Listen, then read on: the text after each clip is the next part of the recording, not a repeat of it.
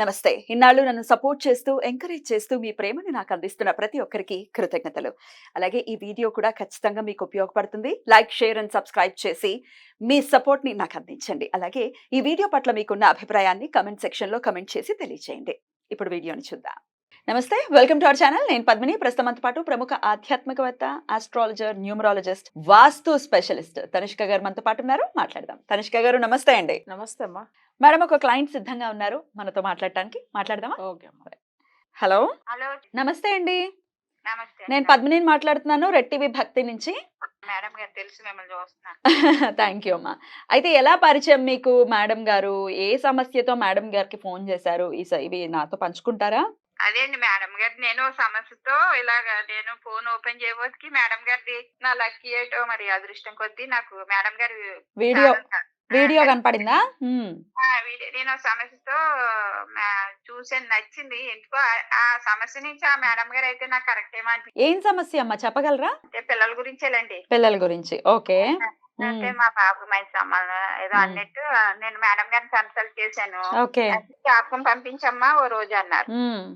పంపిస్తే మర్నాడు 2 రోజుల్లో దాని చెప్పారు, ఎలా ఉందమ్మా మీ సమస్య అని చెప్పారు. ఓకే. ఇంక చెప్తే ఏమో ఇంక దేవుడి మీద భారం వేసి మేడం గారు నమ్మి నేను వెంటనే మేడం గారు ఒక పూజ చేసుకోమా అన్నారు. రెమెడీ ఇచ్చారు. కిట్లు అవి పంపించారు.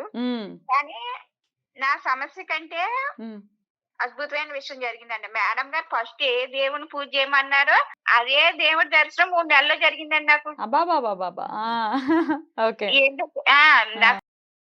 పూజ చేయమ్మా అన్నారు మా సమస్యలు తర్వాత అని. అయితే రెమెడీ తీసుకోవడం కంటే 3 నెలల ముందు మీరు మేడం గారు మా సమస్య గురించి అన్ని చూసే పూజ చేయమన్నారు స్టార్టింగ్. ఓకే. పూజ చేసుకున్నాం, నేను మా చేసుకున్నాక మాకు ఎక్కడో దూరపు చుట్టమండి, వాళ్ళు పెళ్లికి ఒకటి చెప్పారు. ఓకే. పెళ్లికి ఒకటి చెప్తే పూజ చేసాక 3 నెలలకి అద్భుతం అదే అక్కడే ఉందండి మేడం గారు మహిమ అనుకుంటున్నాను. నేను ఉన్న విషయాలు ఎలా జరగని గాని. ఖచ్చితంగా మీరు చక్కగా అమ్మవారి దర్శనం చేసుకున్నారు అయితే. మాకు దూరపు చుట్టం అండి, వెళ్ళవలసిన పని లేదు అసలు. అయినప్పటికీ వెళ్ళారు. చెన్నై నుంచి కబురు వచ్చింది మాకు. వెళ్ళి సమస్య ఏం కాదు, అది దూరపు చుట్టూ వెళ్ళినా పర్లేదు వెళ్ళకపోయినా పర్లేదు, మా వారు వెళ్ళి రావచ్చు కూడా.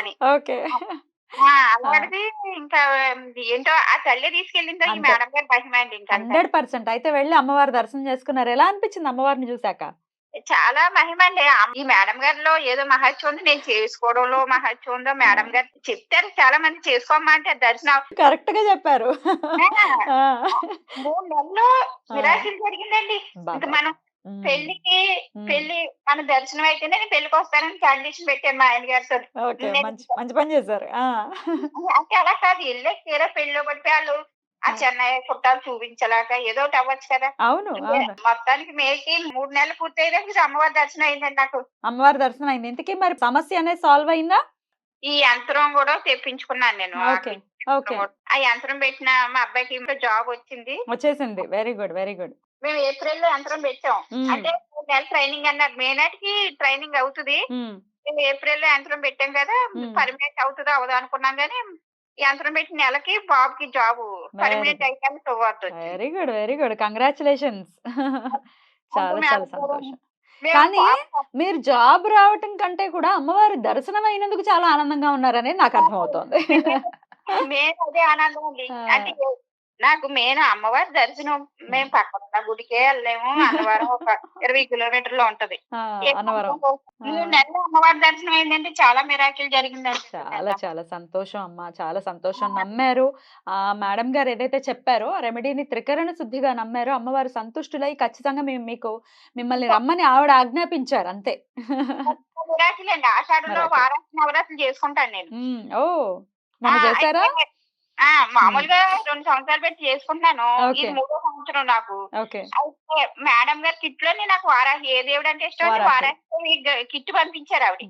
బ్యూటిఫుల్. అయితే కిట్ పంపిస్తే ఆవిడ అన్నారు వారాహి పూజ చేసుకోవాలమ్మా అన్నారు మే నెలలో. నేను అన్నాను ఇంకో నెల పోతే ఆషాఢంలో వస్తాయి కదండి అప్పుడు చేసుకుంటాను. లేదు అర్జెంట్ గా చేసేయాలి అన్నారండి. ఏంటి ఇప్పుడు వారాహి పూజ నాకు ఆషాఢంలో కదా చేసుకుంటాను, ఏమో ఈ కిట్ ప్రకారం ఇలా చేసేద్దాం అంటే ఆ 11 రోజులు వారాహిదే పూజ చేసుకున్నాను. ఈ ఆషాఢంలో 3 రోజులు పూజ చేస్తే మా చుట్టాలు ఎక్స్పైర్ అయ్యారని మా వార్త వచ్చింది. అంటే ముందే ఏం చేసుకుందన్నమాట ముందే అంతే మరి అర్జెంట్ గా అన్నారుగా మేడం గారు. Beautiful beautiful. నాకు ఈ నవరాత్రులు కుదరలేదు. 3 రోజులే చేయించుకుంది. అంటే ముందు ముందు చేయించేసుకుందన్నమాట. చేయించేసుకున్నారు అమ్మవారు. చాలా అది చాలా సంతోషం. కొన్ని విరాకులయ్యాయి. పాప విషయమే ఇంకా జాబ్ గురించి చూస్తున్నాం. పాపలో మంచి సంబంధం సెట్ అవ్వాలని చూస్తున్నాం మరి. అది చక్కగా తర్వాత అవుతుంది.